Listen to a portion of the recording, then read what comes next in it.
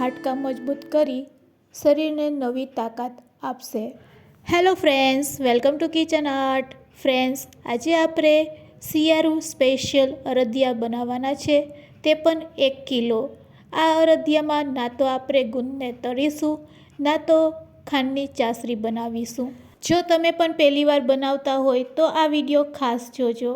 Recipe સારી લાગે તો લાઈક અને શેર કરજો। મારી ચેનલ ઉપર નવા હોય અને મારી ચેનલને હજુ સબસ્ક્રાઈબ ન કરેલ હોય તો સબસ્ક્રાઈબ કરી બાજુનું બેલ બટન દબાવવાનું ભૂલશો નહીં, જેથી કરીને તમને મારા નવા વિડીયોનું નોટિફિકેશન મળતું રહે। તો ગુજરાતી અડદિયા પાક બનાવવા માટે સૌપ્રથમ અહીંયા આપણે અડદનો લોટ લેશું। તો ફ્રેન્ડ્સ, અહીંયા મેં 1 કિલો જેટલો અડદનો લોટ લીધેલો છે।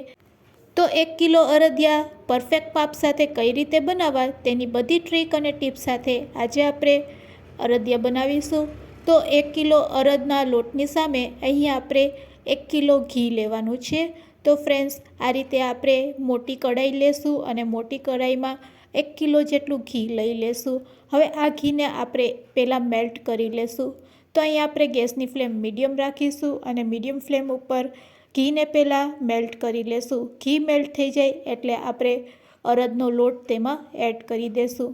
તો 1 કિલો ઘી તેની સામે 1 કિલો અડદનો લોટ। ફ્રેન્ડ્સ, આ પરફેક્ટ માપ છે।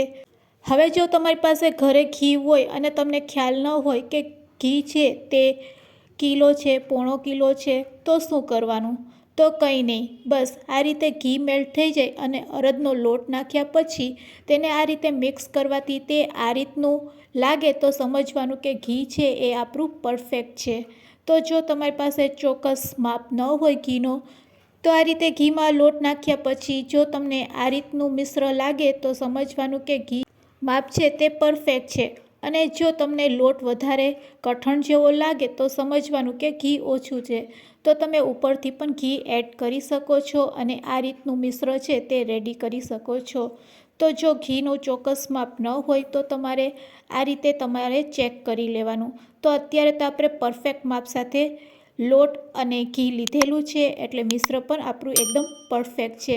બસ હવે કંઈ નથી કરવાનું, સતત આપણે તેને હલાવતું રહેવાનું છે અને ગેસની ફ્લેમ આપણે મીડિયમ રાખીશું। મીડિયમ ફ્લેમ ઉપર જ આપણે તવેથાથી સતત તેને આ રીતે હલાવતા રહેશું। હવે તમારે એ જાણવાનું છે કે આ લોટ કાચો ન રહી જાય તેના માટે આપણે શું કરવાનું છે। તો ફ્રેન્ડ્સ, મીડિયમ ટુ લો ફ્લેમ ઉપર જ તેને સતત આ રીતે આપણે તવેથાથી હલાવવાનું છે 15 મિનિટ માટે। જો તમે સતત હલાવશો નહીં તો નીચે દાજ થઈ જશે, જેના કારણે આપણા અડદિયા છે તે કડવા લાગશે। તો એવું ન થાય તેના માટે આપણે 15 મિનિટ માટે સતત હલાવવાનું છે અને તેનો રંગ જેમ જેમ ચેન્જ થતો જશે તેમ તેમ તમને ખ્યાલ પણ આવતો જશે। તો હવે ફ્રેન્ડ્સ, તમે જોઈ શકો છો મિશ્ર આપણું થોડુંક ઘટ હતું તેમાંથી પાતળું થઈ ગયું છે અને ઘી પણ ઉપર આ રીતે દેખાવા લાગ્યું છે। તો હજુ તો 10 મિનિટ થઈ છે, હજુ આપણે 5 થી 7 મિનિટ માટે તેને સતત મીડિયમ ફ્લેમ ઉપર તેને હલાવતા રહેશું। હવે આપણે અડદિયાનો કલર કેવો લાવવાનો છે? તો અડદિયાનો કલર આપણે જે રીતે ચા પકાવતા હોય અને ચાનો કલર કેવો હોય છે, બસ તેવો જ કલર આપણે આ મિશ્રણનો લાવવાનો છે। એટલે કે અડદિયાના લોટને આપણે પકાવતા જ્યાં સુધી તે ચાના કલર જેવો ન દેખાય ત્યાં સુધી તેને આપણે હલાવતા રહેશું અને તેને પકાવીશું। આ રીતે સતત હલાવતા 20 મિનિટ થઈ ગઈ છે અને 20 મિનિટ પછી અહીંયા આપણો કલર પણ ચેન્જ થઈ ગયો છે। એકદમ ચા જેવો કલર લાગવા માંડે એટલે તેમાં આપણે તરત જ ગુંદ નાખી દેવાનો છે।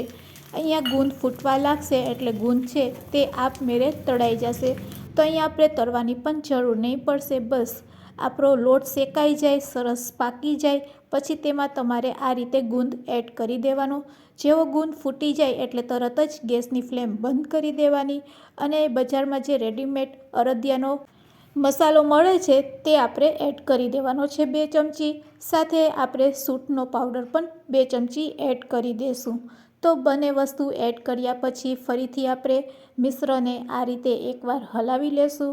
હવે આપણે ખાંડ કેટલી નાખવાની છે?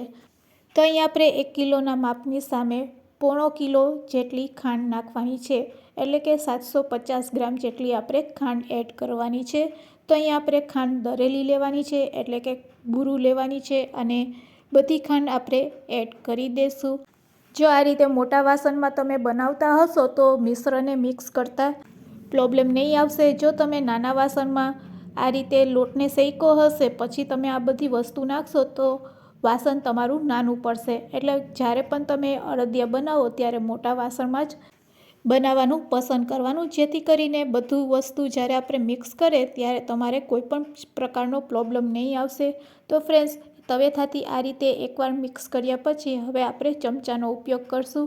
ચમચાથી મિશ્ર છે એ સરસ રીતે મિક્સ થઈ જશે. તો ફ્રેન્ડ્સ, હવે આપણે ચમચાનો ઉપયોગ કરીશું અને ચમચાની મદદથી આ મિશ્રને સારી રીતે મિક્સ કરી લેશું.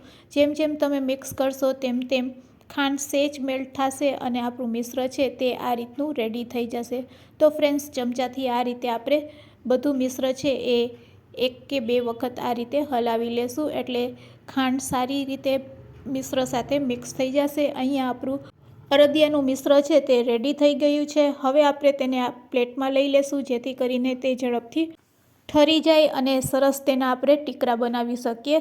તો ફ્રેન્ડ્સ, હવે આપણે એક મોટી થાળી લઈ લેશું અને તેને ઘી અથવા તો તેલથી પહેલાં ગ્રીસ કરી લેશું. રેડી કરેલા અડદિયાના મિશ્રને આપણે થાળીમાં લઈ લેશું અને જેટલા પણ તમારે જાડા રાખવા હોય તે રીતે તમારે અડદિયાને આ રીતે સેટ કરી દેવાના થાળીમાં. આ રીતે સ્પ્રેડ કર્યા પછી 1 કલાક માટે આપણે તેને રેસ્ટ આપીશું. 1 કલાક પછી તેમાં આપણે ચાકુથી કટ લગાડી લેશું. તો ફ્રેન્ડ્સ, થાળીમાં આ રીતે 1 કલાક રહેવા દેવાનું અને 1 કલાક પછી તેમાં આપણે આ રીતે કટ લગાડી લેશું. મિશ્ર થોડુંક ઠંડુ થઈ જાય અને પછી તમે તેના ઉપર કટ લગાડશો તો કટ પણ આરામથી લાગી જશે. અને કટ લગાવ્યા પછી આખી રાત અથવા તો 4 કલાક માટે તેને રેસ્ટ આપવાનો, એટલે આપણા ટીકરા છે એ સરસ જામી જશે અને પછી તેને આપણે થાળીમાંથી દૂર કરશું તો તે સહેલાઈથી નીકળી પણ જશે. તો ફ્રેન્ડ્સ, 1 કિલો અડદના લોટમાંથી ટોટલ 3 થાળી મેં રેડી કરેલી છે અને આ રીતે એકદમ સરસ તે જામી જાય પછી હવે ચાકુથી ફરીથી તેના ઉપર આપણે કટ લગાડશું. હવે આ રીતે કટ લગાડ્યા પછી તમે સહેલાઈથી ચાકુથી આ ટીકરાને થાળીમાંથી કાઢી શકો છો. તો ફ્રેન્ડ્સ, ખૂબ જ સહેલાઈથી તે નીકળી જશે. તમે જોઈ શકો છો. તવેથા અથવા તો ચાકુથી તમે આ રીતે બધા ટીકરાને થાળીમાંથી દૂર કરી શકો છો. તો ફ્રેન્ડ્સ, અહીંયા આપણા અડદિયા રેડી છે. શિયાળામાં ખાવાની મજા આવી જાય છે, વળી શરીર માટે ખૂબ જ લાભદાયક હોય છે.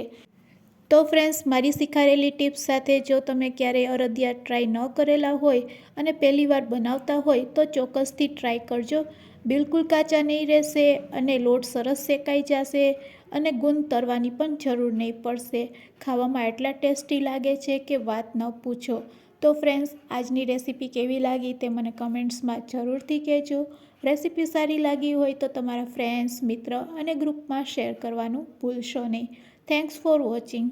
ફરી મળીશું એક નવી રેસીપી સાથે.